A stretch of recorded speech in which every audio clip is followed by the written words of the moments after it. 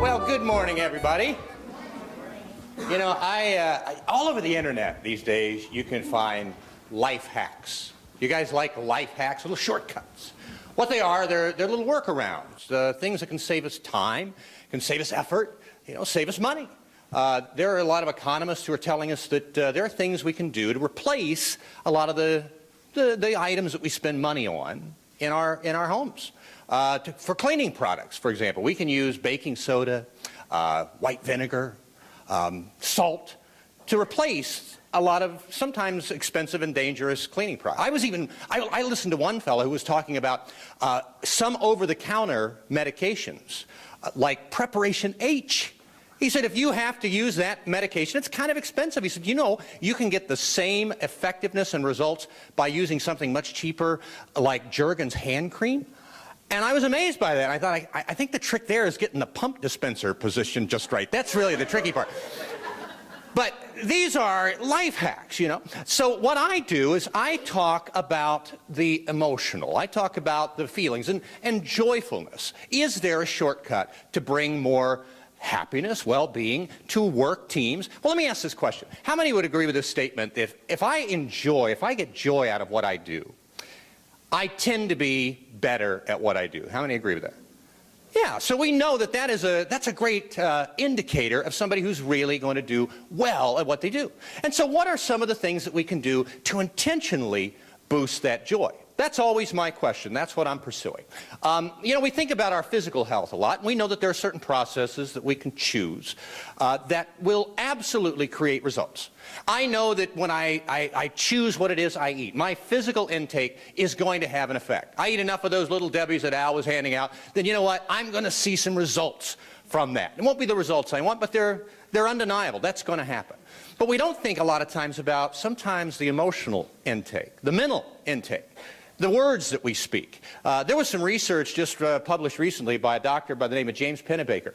And he said people who use positive words to talk about their health tend to do a little better health-wise, that they actually recover from the illness more quickly and that they are healthier overall just because they use positive words. That's intake. That's what we take in mentally. The conversations we have, the company we keep, even the entertainment we choose. I was watching a program a few years ago that taught me a good lesson about this. How many have seen the program? I don't know that it's on anymore, but I think some version of it is on the Discovery Channel. A reality program called Trauma, Life in the ER. Yeah. Yeah. You love that show? Yeah. Why? I don't know. Honestly, I was talking to a group of trauma nurses one time, and I said, how many watch that show? And oh, we all do. And I said, why? Do you not get enough pain and suffering in your jobs? You have to go live it vicariously through. I was an English teacher for a lot of years. I didn't come home at night and say, any programs about kids who can't write topic sentences, because I didn't get enough of that today. No. But this is what they were watching. So they brought a man in this one episode that I watched that taught me this lesson.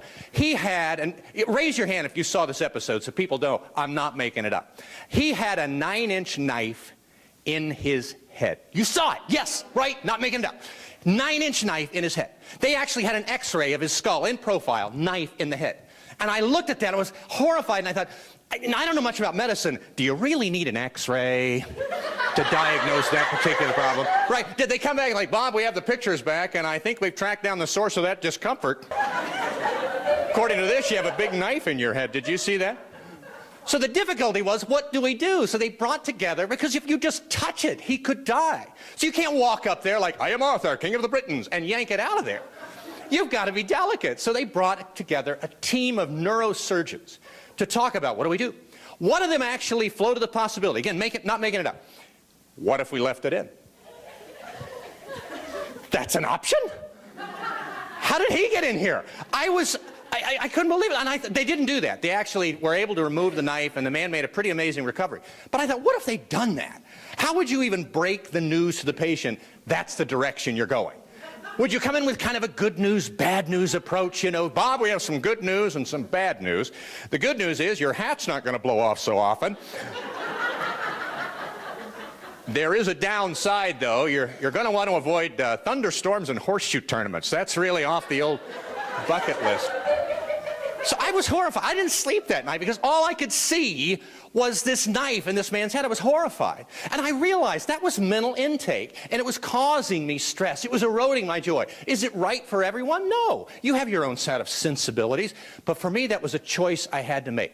Because physically, we know that there are things that we do that create absolute certain outcomes.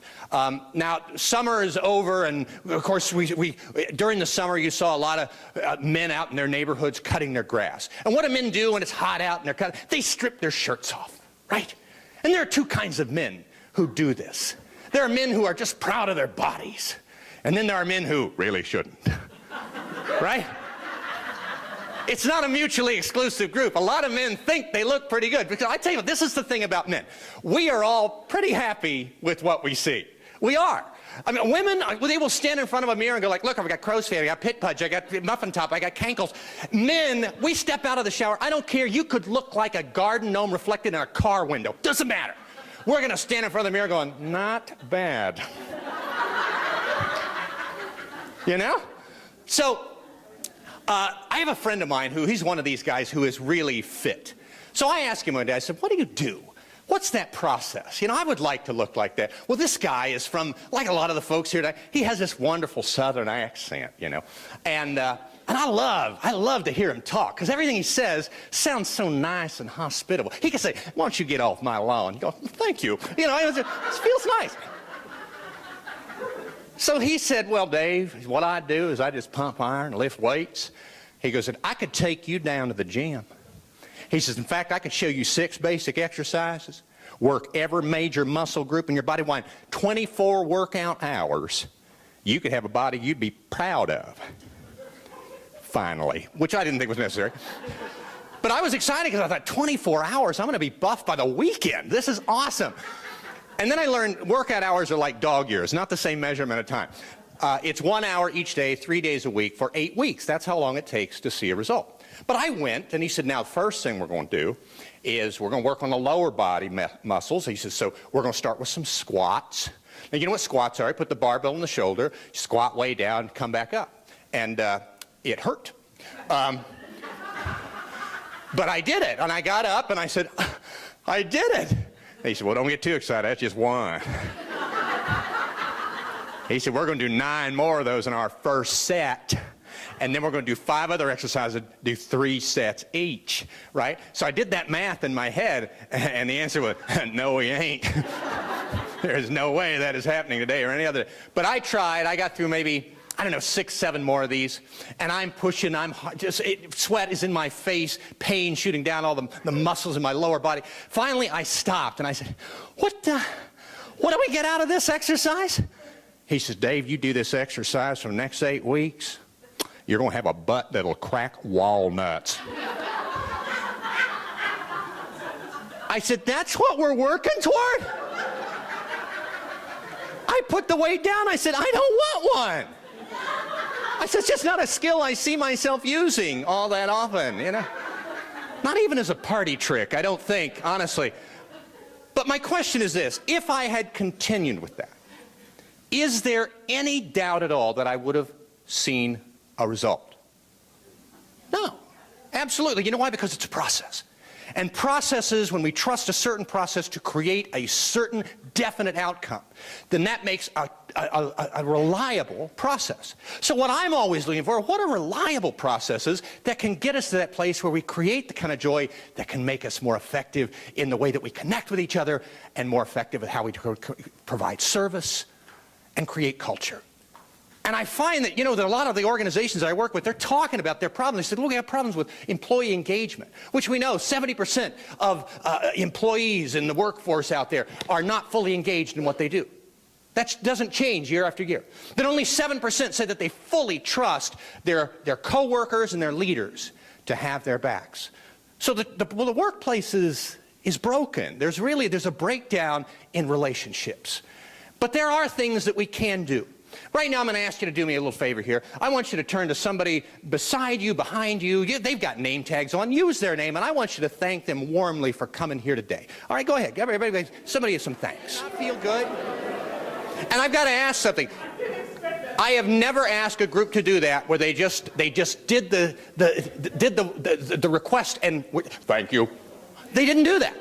It always takes a while. You know why I think that is? I think we got a lot of pent-up gratitude. I think we need to have sometimes some permission to say, express that. So if you took nothing else away from today, nothing else, here's one thing that will change almost everything in your culture. Don't let another day go by that you don't express intentionally thanks to someone who's added value to your life. It can be a phone call, it can be a word person to person, an email, a text, whatever form it takes, but every single day you commit to saying, I will express thanks.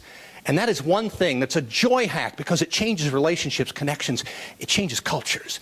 Little simple things like that. It's really amazing how sometimes the simplest things have the most profound impact. You know, there are things like the ratio of positive to negatives can tell us how healthy a marriage is, can tell us if there's really a good relationship in the work teams. That if we have a 3 positive to every one that's less positive, we can have hard conversations without spoiling the relationship. That there are things like human touch, just the physical touch, really does make a difference in how we connect. So we touch each other. Now, don't linger. I will tell you that. Don't linger, you know. But human touch, the high five, these things make a difference. They really do. And so one of the things that you've heard already today, several speakers talk about, is the importance of humor. Shared humor. You know, humor is really an important tool to bond people together. It's what families share. They tell their families, there's family humor. Humor that's shared. And so I want to find ways to create that. Well, you know, one of the most important ways that we can share and touch and connect with one another is what we laugh at together. And humor binds people together in a way that's more effective than almost anything else, except maybe disaster. You know, disaster, we put aside all of our differences and we rush to the aid of others. But we don't want to engineer disasters just to build team. You're like, we need some team spirit. Start a fire. No, don't want to do that. So instead, we want to find ways to share laughter. So if you're not funny, you say, well, how does that work for me? I'm not a funny person. That's okay. You can use the primary humor response. What's the primary humor response? What's the first thing you do in a humor situation? Is it laugh? Now, some people do. They just go from serious to, but they're creepy. Kind of creepy, right? I think we really go through a transition phase. What's that? Yeah, it's that smile, that first smile. But the humor smile is not just any smile. It's one called the Duchenne smile. And that's based on a work of a 19th century French neurobiologist. But it's the smile that indicates real joy, and it infects others with that. So on your tables there in front of you, you have straws. And you were thinking, I thought we were getting milkshakes. No. But I'm going to show you a little exercise that will, in less than 1 minute, tell your brain that you are in a joyful place and change your mood. This is really going to be helpful, I promise you. Okay, everybody have your straws? All right. So what's important in the Duchenne smile is we create the little network of wrinkles around the eyes. So hold your straws out in front of you right here. About an inch or so from the top, I want you to just carefully peel that off right there. Oh, lovely. Okay, now take that little cap off of there. And because that little inner 6-year-old has never quite gone away, go ahead and indulge him right now.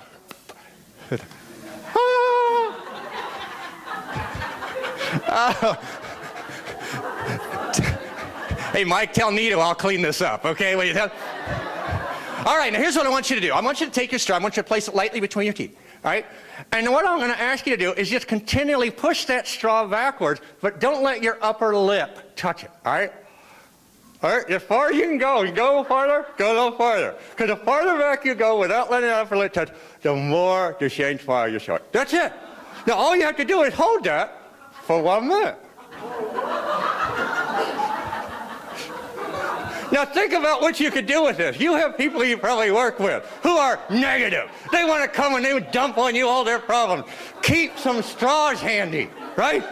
And when they come in with all of their complaints, you say, I'll listen to everything you say, but first, ding! Now tell me all about it. And they will stand in front of you going, I am so pissed off. That's the Duchenne smile. These things are by design a little silly, but I tell you what, they are small things, they're effective, and they're one small thing that can change everything. Thank you so much.